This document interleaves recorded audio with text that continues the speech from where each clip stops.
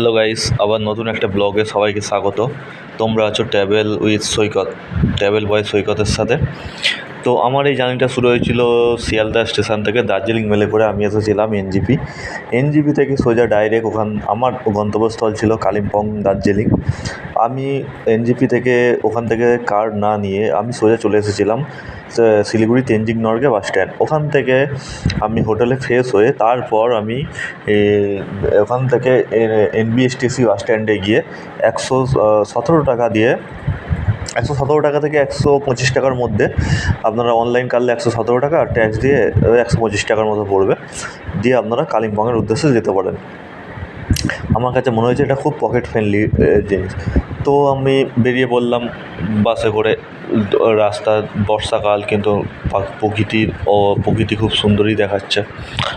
বর্ষাকাল নর্থ বেঙ্গলকে এমনি যেন প্রকৃতি ঢেলে সাজিয়েছে। বর্ষাকাল বলে যে এখন কালিম্পং দার্জিলিং অফ সিজন তা না, এখন আর অফ সিজন বলে কিছু নেই, এখন সারা বছরই ট্যুরিস্ট এসে থাকে। তো রাস্তা দিয়ে আমি চা বাগান দেখতে দেখতে চলেছি, চা বাগান দেখতে দেখতে যাচ্ছি। তোমরাও দেখো রাস্তার দুই ধারে চা বাগান, আর কি সুন্দর, আকাশটা পরিষ্কার, যেন মনে হচ্ছে মানে একটা আলাদা জগতে চলে এসেছি। তারপর আমি পৌঁছালাম কালিম্পংয়ে।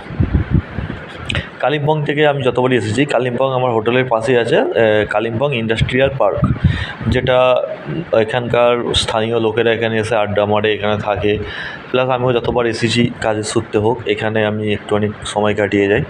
কি সুন্দর দেখো, চারপাশটা কি সুন্দর লাগছে, আই লাভ কালিম্পং লেখা, দূরে পাহাড় দেখা যাচ্ছে। যদিও বা তখন সন্ধ্যের সময় হয়ে এসেছে, তাও এখানে 6টা, সাড়ে 6টা, 7টা অবধি এখানে আলো থাকে, দূরে পাহাড়গুলো দেখা যাচ্ছে। তো আমি কিছুটা সৌন্দর্য উপভোগ করলাম। তারপর আমি হোটেলের উদ্দেশ্যে বেরিয়ে পড়লাম।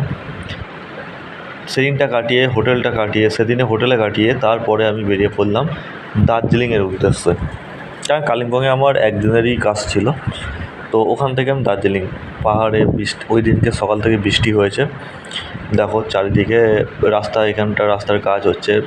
বর্ষাকালে পাহাড়ে সবাই আসে ঠিকই, কিন্তু বর্ষাকালে পাহাড়টা একটু রিস্ক হয়ে যায়।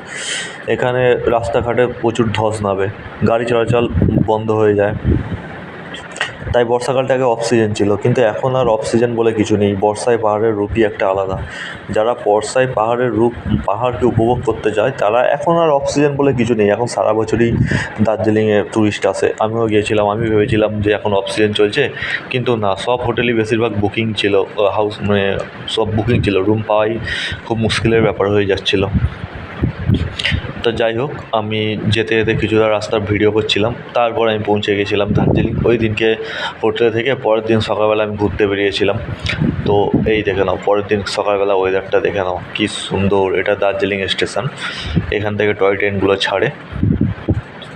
পুরো আকাশ পরিষ্কার, আর বর্ষাকালে পাহাড়ের একটা আলাদাই রূপ দেখা যায়। দূরে পাহাড় দেখা যাচ্ছে, সকালবেলা পুরো মেঘ, চারিদিকে মেঘ, কী সুন্দর একটা মাইন্ডটা ফ্রেশ হয়ে যায়। যতই আপনি খাটাখাটনি করেন, যাই করেন, পাহাড়ে এলে আপনি একটা আলাদা শান্তি পেয়ে যাবেন। তো আমি এই জন্য এখানটা ঘুরে ঘুরে একটুখানি ভিডিও করছিলাম। তো এখানে দেখতেই পাচ্ছি চারপাশে কত টুরিস্ট এসেছে, সব ঘুরে ঘুরে দেখছি সব কিছু। তারা বর্ষাকাল বলে যে ফাঁকা ফাঁকা পাওয়া যাবে তা না। তো এর একটা আলাদাই ঐতিহ্য আছে। আর আমি এতই ভিডিও করে যাচ্ছি, আমি মুখে কিছু না বলে, ব্লগে না বলে খালি ভিডিও করে যাচ্ছি। ভাবছি পরে ভয়েস ওভার দিয়ে দেবো হোটেলে গিয়ে। তো তারপর এটা হচ্ছে আমার হোটেলের রুম থেকে এটা ভিউ। রুমের জানলা খোলার পরেই এই পুরো মেঘগুলো যেন একদম পুরো রুমের ভেতর ঢুকে আসছে। আমার রুমটা ছিল 3 তলায়। তো রুমের জানলাগুলো খুললেই এইরকম ভিউ পাওয়া যাচ্ছে। তারপরের দিন সকালবেলা চলে গেছিলাম হোপ, যেটা কিনা দার্জিলিংয়ে আসলেই গ্লেনিয়াস, যেটা কিনা সবাই ব্রেকফাস্ট করে এখানে এসে। 100 বছরের পুরনো, তো ঐতিহ্য আছে। তো আমিও চলে গেছিলাম ওখানে। তারপরে ওখান থেকে আমি চলে গেছিলাম সুখিয়া।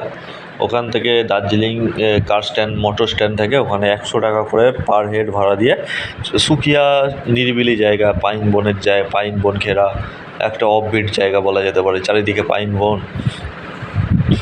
খুব সুন্দর জায়গা। আমার তো খুব ভালো লেগেছে এই অফবিটটা। এখানে নিরিবিলি আলাদা একটা ভাইবস পাওয়া যায়। আর দূরের পাহাড়গুলো দেখো কি সুন্দর, চারদিকে মেঘ পুরো ঢেকে আছে, তারপরে আমি সুকিয়া থেকে চলে এসেছিলাম আবার দার্জিলিংয়ে, কারণ আজ আমার শিলিগুড়িতে নেমে যেতে হবে। টাটা গাইস, আবার একটা পরের নতুন ব্লগে আসছি। ভালো লাগে।